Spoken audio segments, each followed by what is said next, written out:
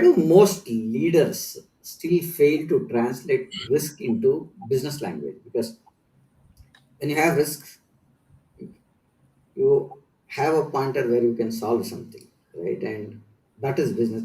And I would like to take one example here, because when I was part of Wipro, to be very precise, I I had an escalation, and I had the top boss coming to the customer place, and he said, Prem, so I said, there is a risk here, sir. Then he said, you don't understand business.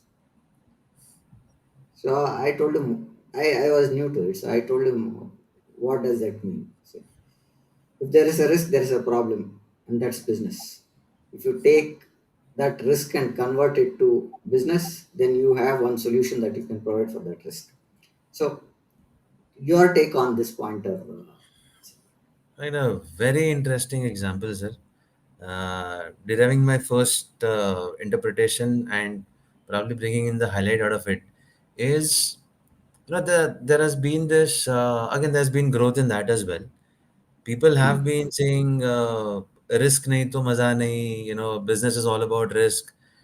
And all we are saying is it is important to be aware about the risk. It is important to have treatments in place, plans in place to make that happen.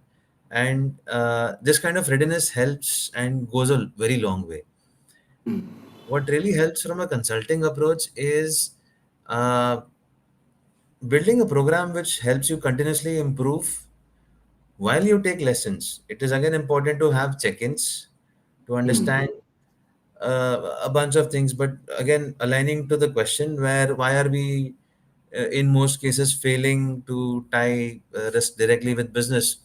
It could be because uh, the kind of communication required, the kind of board storytelling required, would also require to directly tie success or risk or failure or achievements in business language.